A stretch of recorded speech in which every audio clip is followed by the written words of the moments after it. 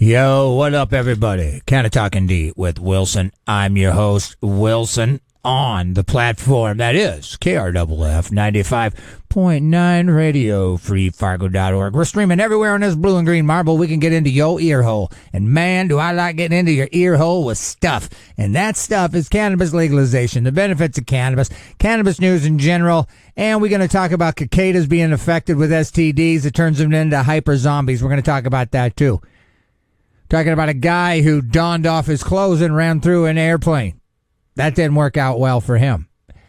We'll open a big fat bag of cannabis news at 4:20. Stick around for that. Before me in the morning was Trav. He does a morning show, 10 to noon every day, but Saturday and Sunday. Then Automation with Fred, spelled with a P. Then your boy Wilson, Canna-Talk ND with Wilson. Bada bing, bada boom, 4 o'clock. 4:20, open a big fat bag of cannabis news. After me, Stinky Arts, Music Mott, and then some other stuff, and I can never keep track. I think I know what's going on after that, and I look at the thing, and none of that's happening. So I don't know if blood rituals are happening, if we're sacrificing goats today. I don't know. I do know Stinky Arts Music Mart is after me, and there's other great stuff on every other day of the week here on KRFF 95.9. I believe God created cannabis for us to use as we see fit, and I show him props every Sunday. Antioch Church, 417 Main Avenue, 10 a.m. We do a recovery class. If you've got a monkey on your back, or you've knocked a monkey off your back, but you can feel that little banana eater pulling on your pant leg, we believe the man upstairs can take care of you. 11 a.m. worship. I'm on stick duty. Yay. It's a beautiful day, kind of. The wind is windy. This show is brought to you by Black Cottage Alchemy. Black Cottage Alchemy on Facebook. 1,200 MIGs of locally grown hemp whipped up into some comfrey, some ylang, some ba-ba-ba, some ba-ba-ba. It's great for your outer body. Outer body butter. Yeah, your outer body butter. Outer body butter. From another mother. Canna-Talk ND with Wilson. I'm Wilson. I was doing the Lord's work last Thursday. Our church was all up in special services, and I was the stick man on duty. So when you got to bang the skins, you got to bang the skins. You know what I mean? So I apologize. I wasn't here last week, but I'm here now. So it's okay, my babies. It's a little Conan riff right there for you. But anyway, let's keep cooking through this stuff, shall we? You're listening to Radio Free Fargo, 95.9. KRFF, community radio. That's what that is. That's what this be, community. You a business owner, you a manager, you got a nonprofit considering advertising? Why not learn what underwriting is on a nonprofit community radio station instead? To learn more about what underwriting is, please contact us at our website, www.radiofreefargo.org, or at our profile on Facebook. Why not let listeners know that you support a community by supporting a community radio station like 95.9. Again, thank you for joining me. I hail from Fargo, North Dakota. You can listen to me anywhere in the world on radiofreefargo.org. These shows stay current for like 7 days or so. 9. We flip this back on our YouTube channel without the music, so if you're missing anything, you can, you know. The future of Canna-Talk ND with Wilson is probably winding up, probably after this vote. November, we're going to vote on cannabis again in the state of North Dakota. And so South Dakota looks like. Now, whoa, let me back up. Maybe we aren't voting in North Dakota. We got to get the signatures first. July 5th. That's coming up fast. Rib Fest is going to have some people out there with the clipboard. So if you're out there munching on bones with meat connected to it, and you see a long-haired hippie that's mildly questionable looking, that's your boy. Tell Foster Wilson sent you. And get the signing. And I will tell you guys, let's see, in Fargo, it's the new economic frontier measure that's being pushed, the gathering signatures. We can talk about the amounts as we get along. But if you're in Fargo, Orange Records, Pure Dakota Health, there's other places, Bismarck, Clouds Vape, Knockouts, Moe's, Turning Leaf, Pure Dakota. And all these dispensaries, apparently you don't have to go in. There's just a spot outside the dispensary. You just roll up and you can sign. So all the Curaleafs, that's Jamestown, Dickinson, Minot, Devil's Lakes, Curaleaf, Grand Forks, Strive, Life. So get your signatures on a thing. And then, like I said, I've got a title. I'm going to focus on weird and wacky news. After that, I've been doing this a while, and quite frankly, I'm bored. I think I've said everything I can possibly say. I mean, I can regurgitate, but my brain is more creative. So that's where we're at. I'm going to play some music now. Here is, and I'm excited for this. I don't know why I like bass solos, but here's Charles, Smooth Criminal, 95.9. Oh, yeah. Smooth Criminal, Charles Bertode. Oh, 95.9. I didn't take my mic off, so hopefully that wasn't a problem. I just noticed it was live. 95.9, RadioFreeFargo.org. Canna-Talk ND with Wilson. I'm Wilson. Every Thursday I get in here. 4 o'clock, I open a big fat bag of cannabis news, and I lied. 4:20 is when I do it. 4 o'clock just when I'm spewing and spouting. Anyway, 4:20 we'll open a big fat bag of cannabis news. But let's talk about these cicadas. First of all, what's crazy about cicadas is they're generational and they stink and burrow. All right. So somehow, and then they like just raise again. They're like broods. They've got names. So we've got brood 13 and brood 17. They're periodical cicadas and they're dormant for like 13 years and 17 years, like everywhere in our, well, maybe not everywhere, but wherever there's humidity, Illinois, Iowa, Wisconsin. They are under the ground as we speak, just hibernating. And I don't even know when they know, but they know, and then all of a sudden, ba-boom. So this year's Cicada-geddon, they're calling it, has an issue. There's an STD that is being shared with these things. And it turns them into zombies, causes their genitals to fall off, and has been detected in southern parts of Illinois and is spreading throughout the Midwest. Now, the fungal infection, and called Massospora cicadina, targets only the 13 and 17-year periodical cicadas. And if you've ever been south, sitting on your sister's porch, drinking a cold Milwaukee, or none of those things, but you're there, and everybody else is in bed, and you can hear just this crazy kind of, it's hard to explain. But when you hear all them cicadas making their cicada noises, it's pretty loud. It's pretty loud, and it's kind of neat. But those guys disappear when they're done, and they hang out for a certain amount of years, and then they show back up. And these guys, so apparently it's already been infecting cicadas in Illinois and is expected to migrate north. So then the birds that eat the infected cicadas may also experience hallucinatory effects. The white fungus takes over male cicadas and causes their gonads to be torn from their body. And then the chalky spores that are released by the fungus is spread to nearby cicadas. Now, the fungus also takes over the way the cicadas behave. Even though their reproductive parts have been replaced by a fungus, they are driven to mate. So then they're just spreading this ick all over. Infected males also flick their wings in an attractive way, luring in more victims. So, this is crazy. So, fervently mating with these healthy cicadas, the sickened insects spread the fungus far and wide. Now, I don't even know if this is an issue. But apparently, most parts of the country will be quiet by the end of the month. Some cicadas could linger into early July. They tend to disappear a few weeks after they appear once they've successfully laid eggs. So, yeah, cicadas are really, really interesting. The fact that they it's the same thing with an Easter lily. How does an Easter lily know it's Easter? Insane. How a cicada, and you start calling them broods, and they hang out under the ground.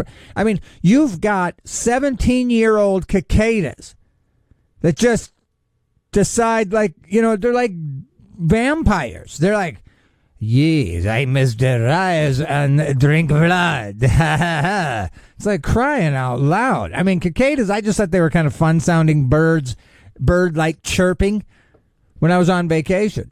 But, man, oh, man. Anyway, I don't know what I'm talking about, but that's all right. Let's see here. Uh-oh. I'm causing problems with myself. But anyway, let's talk about this. Man who ran through Virgin Australia plane naked and knocked over attendant arrested.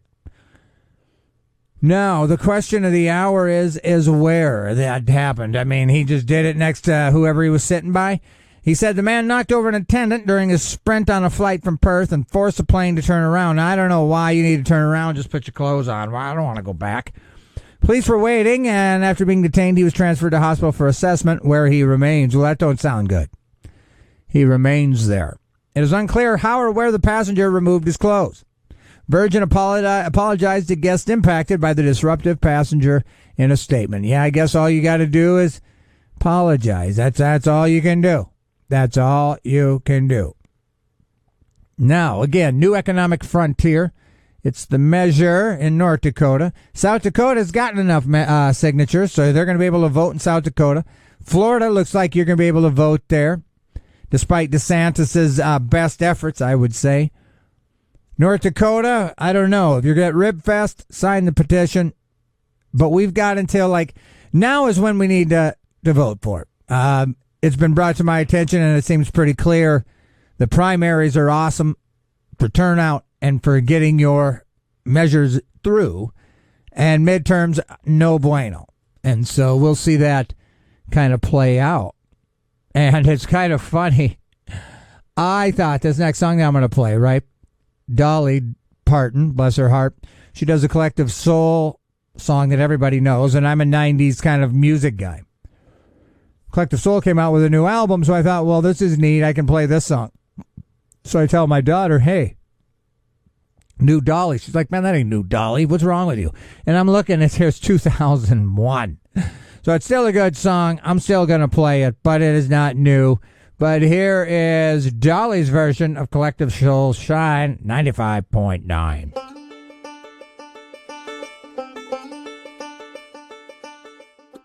And welcome back, everybody. Programming on KRFF, LPFM, Radio Free Fargo 95.9 is being underwritten by Flatland Guitar and Luthery. Flatland Guitars, your full-service guitar shop, and your exclusive dealer for Yamaha, Taylor, Paul Reed Smith Guitars, and other brands. They sell guitars on consignment to take trade-ins and have a full-service on-site repair center. Check out Flatland Guitar and Luthery on Facebook, or visit them in person at 1450 25th Street South in Fargo. Their hours are Monday through Friday, 10 to 6, Saturdays 10 to 5, and closed on Sunday. That's the Lord's Day. Should be shopping anyway. Anyway, KRFF, Canna-Talk ND with Wilson, about to open a big fat bag of cannabis news, and we can do that right now. Let's do it.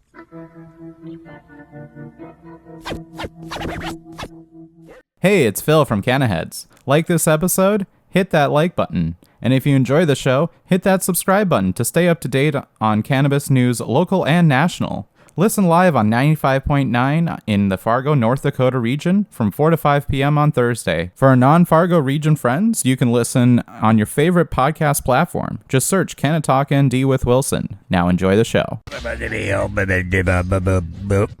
Hello, everybody, and welcome. It's 420, Canna-Talk ND with Wilson. I'm Wilson. Let's talk about stuff.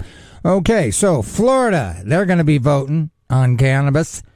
South Dakota, they got their signatures. It's going to be voted on. Our brother from another mother, I guess you'd call South Dakota. So what happens to them directly affects us, I would say. The legislators in the capital at that their Bismarck town would certainly argue that the states around us that have legalized it affect us. So, New Economic Frontier believes that a measure is going to come no matter what, and they, blatantly, I guess, basically said they'd like to manipulate the space and get ahead of it and have something that they like, so something they don't like comes first. Which, whatever gets it done, I guess. They certainly have pull that none of the other measures had. We certainly couldn't get into dispensaries. They can. We would have had to have paid and did a bunch of hustling to get where they can get. Which, again, I'm not complaining. It just means that if your wish is to have it legalized, these guys seem to be, more in tune with the ability to make change. And that's with the cash. Because they say money talks. And sadly, you throw enough at it, people's minds change. So anyway, new economic frontier. Bismarck, bunch of places there, but you can just buzz up to the dispensaries in Dickinson. Minot, Jamestown, Devil's Lake. Ribfest this weekend. Get over there, have a piece of meat in your mouth, and talk to somebody that can get you a clipboard you can sign, because they'll be down there. And like I said, it'd be nice to end this show on a high note with cannabis being voted in. I think I'm going to be done regardless, because again, I'll keep you posted and updated in between crazy, genitals falling off cicada stories. But again, South Dakota, that's a done deal. July 5th is when we need to have 16,000 signatures. But again, if you want to actually get paid, email info@neweconomicfrontier.com and you can get paid to collect signatures. Which again, that's another feature of this push that didn't exist on the others. But again, if you're not breaking up the ground, if you're not watering the ground, the ones with the seeds ain't going to do them any good. So I believe, the paths that we've whacked down for this one has our, biggest chance.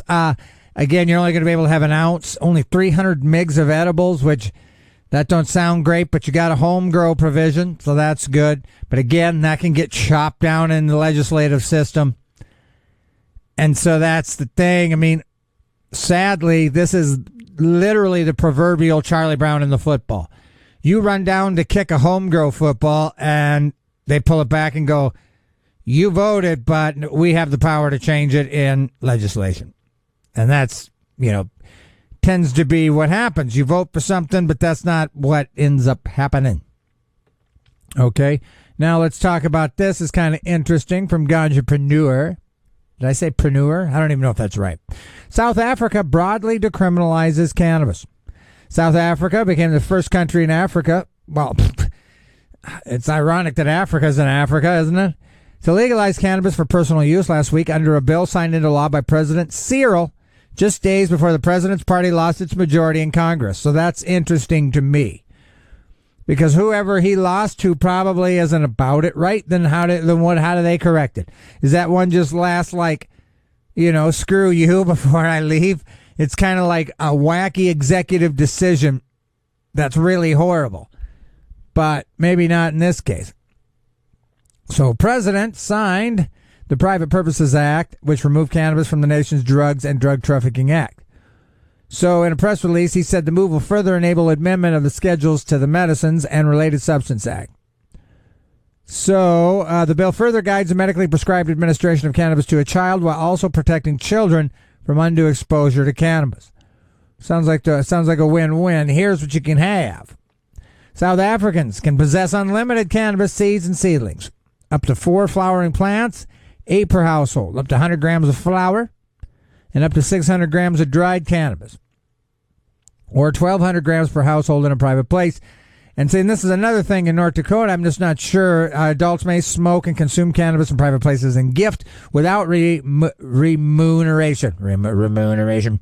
Up to 30 seeds or seedlings, or 100 grams of cannabis flower. And so I don't know, because there's a homegrown provision in the North Dakota measure, and only an ounce. What if your plants yield more than that? What if you bought an ounce on harvest day? It's kind of silly, right? Why would you do that if you're getting ready to harvest? But it just seems like the amounts are so low that it's just there's always gonna be a problem. That an officer is gonna have no problems fixing for you. Be it a fine, maybe it's going to be criminal. But if you've got 380 MIGs, what's that 30 extra MIGs going to get you? A fine? You're going to get your car impounded? Like what happens if you go over, And that's kind of that's kind of why I wanted them on here. So I could find out some of this stuff. But apparently they're afraid of you, boy, Wilson. Makes sense. I'm pretty scary. Did you know this? It's from Cannabis Moment. Kamala Harris trashes cannabis gateway drug theory, but says she won't use strain named after her. So apparently there's a strain named after Kamala. So I don't know if it's the Kamala. What is it? Harris Kush? They should have put the name up. But she's not planning to try it anytime soon. However, that's not because she believes it's a gateway drug. She was on Mr. Kimmel, and she says, I think we both agree that people shouldn't have to go to jail for cannabis. And we've pardoned a number of people, but I don't think they have. I think it's interesting, she says, also because remember, there was a time when people would say cannabis is gateway. And these were failed policies. The resources should be better directed and will be better directed to deal with opioid addiction and what we need to do around fentanyl and whatever that is. Trank. Yeah, Trank. Apparently Trank is the thing now. So we'll just keep an eye on that, should we? Let's just keep an eye on that. But if you get a hold of a Kamala strain, I'm not saying let me know because I don't want it because it's illegal, but I would like to know the name, I guess. High Times, Airbnb cleanup crew finds... Okay, you guys ready for this story? Are you guys ready for this? Airbnb cleanup crew finds 235 pounds of meth in a rental home. The cleaning crew, they find over 200 pounds of meth at an Airbnb. They say over 200 pounds because, some of it fell into their cleaning supplies. 2 suspects are accused of allegedly using Airbnb rental to store a massive stash of drugs. See, there's a little problem here, and you'll see. According to the Alhambra Police Department, they found over 200 pounds of meth inside an Airbnb, leading to the arrest of 2 suspects driving a van nearby.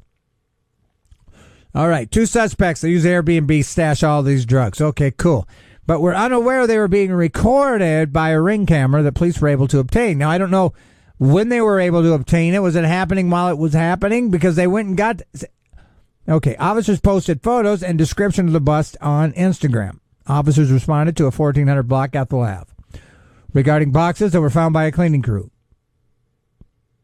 Upon arrival, 235 pounds of the tweakity-deek. The suspects were caught on a ring camera using a U-Haul van to transport the narcotics. The post shows large bundles of meth containing smaller bags lined up on the ground. Police said the van was approaching the residence to return, then did a 180 and turned the other way, and so the cops were at the scene. The U-Haul van returned to the location, saw the police, and took off. So they were arrested and they were booked. And so, according to the police, they came back to return to pick up their stash, and that's when they got them.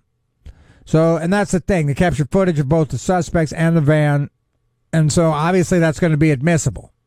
Airbnb quickly responded, indicating the service does not tolerate illegal drugs in any case. Of course not.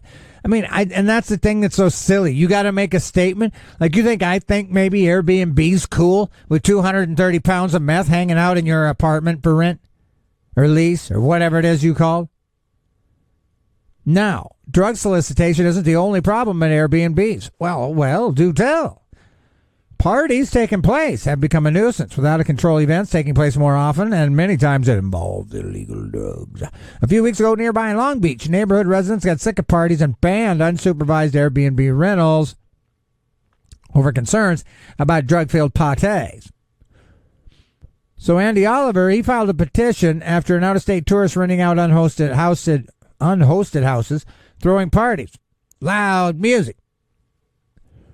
No, I don't know. Cannabis at Airbnbs is another story. While drugs are not tolerated, some find ways to incorporate hemp or cannabis in ways that don't conflict. Living the high life at Sonoma Hills Farms. Well, that sounds like a fun. Staying at the farm doesn't connect guests directly with any cannabis products. However, due to regulations, guests will not be visiting a licensed cannabis grow. Guests instead have access to a neighboring private home, vegetable garden, and cannabis hemp farm. They smell identical, but they're not real. Okay, that's right. Well, let's just move on, shall we? Let's keep cruising. Now, this is an interesting story from High Times. Martha's Vineyard Dispensary sues to allow delivery of cannabis from the mainland. Now, here's what's crazy. The waters of the Vineyard Sound fall under federal jurisdiction, so delivery of cannabis products is currently illegal to Martha's Vineyard. Now, I don't know if you know about Martha's Vineyard, but it's bougie. It's hoopty-poo. It's Martha Stewart, Obama. Fancy people. People that I would imagine you think are too fancy for cannabis. That they would be doing their best to keep it off their quiet, little, idyllic home front. Okay, Martha's Vineyard is an island off the coast of Mass that's known for 23 miles of scenic hills. It's a popular destination for summer vacationers. It had one medical dispensary, which until recently was also the only cannabis cultivator on the island. So the cost of living is high in Martha's Vineyard and for business owners. It's expensive to transport goods. For cannabis businesses, it's also federally illegal to have cannabis products over time. Recently, the owner of Island Time filed a lawsuit against the commission regarding a rule that bans him from transporting cannabis by boat for the mainland. So, he's hoping that the court will mandate the commission take immediate action to allow us to transport the product from the mainland.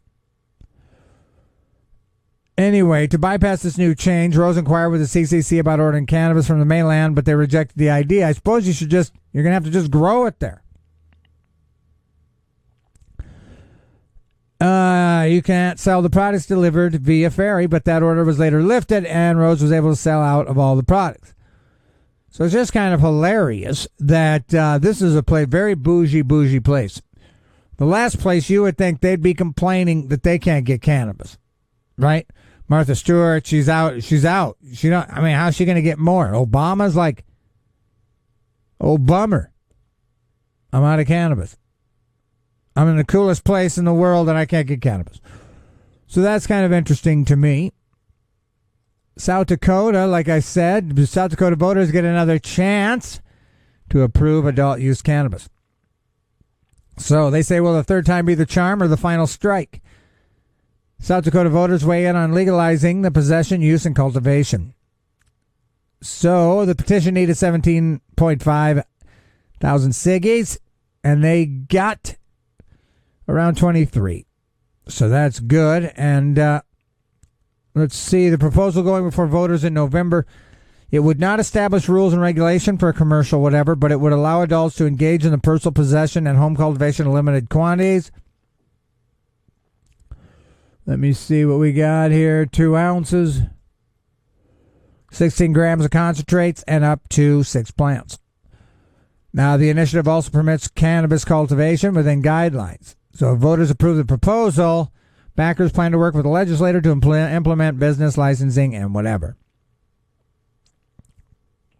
So that's exciting for South Dakota. We'll see how that goes. Like I said, primaries are good for cannabis.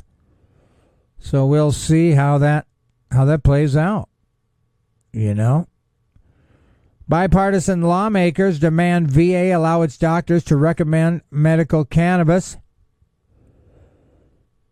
in light of rescheduling move. So we'll see. My brother will probably be happy to know it. However, it doesn't matter. We sent a directive preventing its doctors from recommending cannabis. So anyway, the administration rescheduling move underscores the need to withdraw the antiquated restriction. Without VA providers' honest recommendations, veterans are left to seek care outside the VA system. This disrupts veterans' continuity of care, and it just basically says, well, you're not good enough, I've got to go somewhere else. I fight for the country, I come back, you get subpar treatment. You know what I'm saying? So we'll see how this whole scheduling thing plays out. I'm kind of interested in it. Minnesota regulators destroy $278,000 worth of cannabis flower. They are freaking out on that THCA. They are freaking out on it, folks. Oh, there's Mary Jones weed sodas, California. So anyway, cannabis regulators, they've destroyed about 300,000. The cannabis products, which are seized from 58 businesses that have been selling them as THC hemp flower, were destroyed after an agreement between state agencies allowing medical regulators to enforce a ban on the popular product. Many retailers, however, have been selling cannabis marketed as hemp under a supposed loophole. And I've lived my whole life inside loopholes, I feel like. It's like, and the more creative you are, the more willing you're able to think outside the box, the more likely you're doing criminal activity, which sounds crazy to me, you know? Like we talk in our in our recovery class, if us addicts put as much work into, A, doing drugs undetected, and B, just living your life on drugs with everybody thinking you're not, takes a lot of gray matter. You know, a lot of juggling. It ain't easy. It's basically like having two wives that live in the same house and you're trying to keep one from the other. It's nonstop brain activity to try to keep it on the low, but yet be it on the go, to the point where people are like, well, I had no idea. He was always there. He was always there. When did he have time to get crack? You know what I'm saying? So it always seems like loopholes are what the government is always closing up, or they're always late to the party. Hey, why don't we do this? Hey, listen, we've been doing this for 20 years, bruh. You know, you late to the party, bruh. So that's the thing, man. I mean, so the Minnesota Office of Medical was given temporary jurisdiction over hemp-derived products, but not raw hemp flour. So the law covered products, but not flour. So it was just an illegal gray area. This regulatory gap led many retailers to offer this flour product. The level of Delta 9 allowed in a crop. Other businesses that refused to take advantage of the loophole and did not sell high flour were left at a competitive disadvantage. So now, here's what's going to happen. They're going to do something. I don't know if they're going to make it a crazy machine, but they're going to do a quick decarb process. And when they decarb it, if it's still 0.3, it's cool. But if it's high, say goodbye. You know, because they got smart. But it's like the government always thinks they're smart, but they always present loopholes. There's always loopholes. You know, there's always loopholes. So what else do we got to talk about? Canna-Talk ND with Wilson. I'm here every Thursday, except for last Thursday. Except for when I'm not, right? So we're going to buzz through some of this stuff. High five. 5 early drug war laws. The laws that shaped where drug policy is today. There's the Harrison Narcotics Act. So if you want to take notes, go ahead. The Harrison Act was signed by President Wilson, not me. I don't know. Maybe I'm related. On December 17, 1914, and took effect on March 1st, establishing a federal drug tax designed to generate revenue and curb the free trade. The bills focused on regulating the trade of cocaine, morphine, heroin, opium, imposing taxes and restrictions on distribution of drugs without fully banning them, so they didn't fully ban them. Now, before the Harrison Narcotics Act, you could buy heroin and cocaine at Sears, or a bottle of Coca-Cola with a pinch of cocaine in it at a gas station. It was mostly enforced on businesses run by Chinese and blacks. Then we got the Uniform State Narcotic Act in 1932. That's when Dirty Anslinger started working his dirtiness. It aligned state drugs with drug laws with federal law. Herbert Hubert signed it, fixing the loopholes. See? Fixing the loopholes in the Harrison Narcotics Act. See, there's always loopholes. Enforcing state drug laws to adhere. Before then, state-level drug laws were often in conflict. It was passed mostly due to the relentless lobbying of Harry, who, if you look into him further, could benefit from the banning of hemp as far as agricultural product. It was really a dirty deal. In lobbying for the bill, Anslinger released announcements declaring that cannabis causes insanity and sexual assault. It was a major step in outlawing cannabis as a drug class at the federal level, but it was hard to enforce. Then you got the Marijuana Tax Act in 1937. The act was designed to blot out cannabis trade by establishing an impossible tax on the sale. Cannabis users were taxed $100 per ounce, adjusted to $2,100 in 2024, unless they met a strict licensing criteria with stamps to prove it. And that only reduced the taxes. So Samuel and Moses, which I'm not racist, but it sounds like a couple black brothers, were the first two people who were arrested under the act just days after it took effect. So, you know what I mean? I mean, Moses, you telling me that guy's white? I don't know. So, the Boggs Act of 1951, people. The Boggs Act of 1951 installed mandatory drug sentences, notable for cannabis convictions. For the first offense conviction, it established a minimum sentence of 2 to 5 years in a prison and a fine up to $2,000. It was signed into law November 2nd. And then we've got the reorganization plan number 2. That was presented by Tricky Dick Nixon. He created the DEA on July 1st, 1973.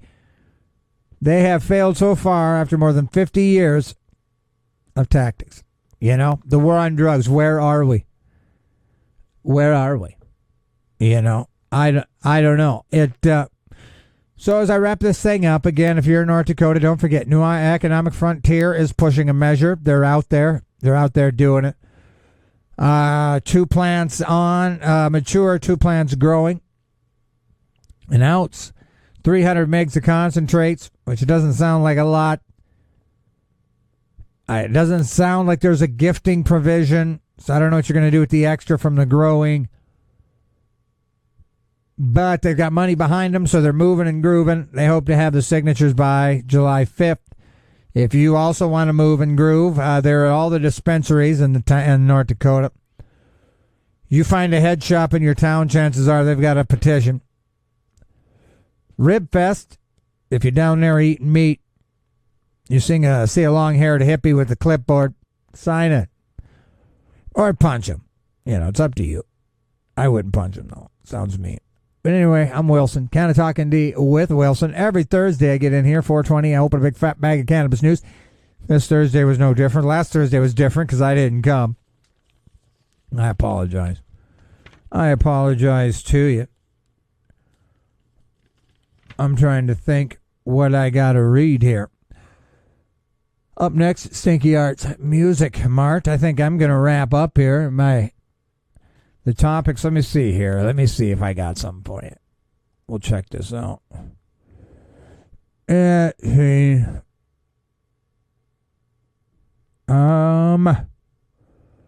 got nothing. I will say, though, that THCA, that was so sneaky. Annual California Cannabis Tax Revenue Fund guarantee grants awarded, $46 million. Cannabis factories in UK to be cleared for student housing. Whatever that means. But anyway, Jelly Roll says cannabis has kept me sober. That's kind of controversial. I sign up to that newsletter. I buy into the newsletter. Memory Fireworks, home of the Dakota and Memory series, is locally owned and operated. With 4 convenient Fargo-Moorhead locations, they offer a large selection of fireworks from multi-shots to reloads, cones, fountains, and more. You can visit them online at memoryfireworks.com or stop by their Horace location south of Fargo, exit 56. Now open daily from 10 a.m. to 5. This 4th of July, light up the sky with Memory Fireworks, proud community partners of Radio Free Fargo. Man, firework day is coming up. Go do a little something in memory for us here at the radio station. Again, you've been listening to Canna-Talk ND with Wilson every Thursday, 4:20 to bop. I got a song from Ren here that I'm going to play. It's Troubles, 95.9.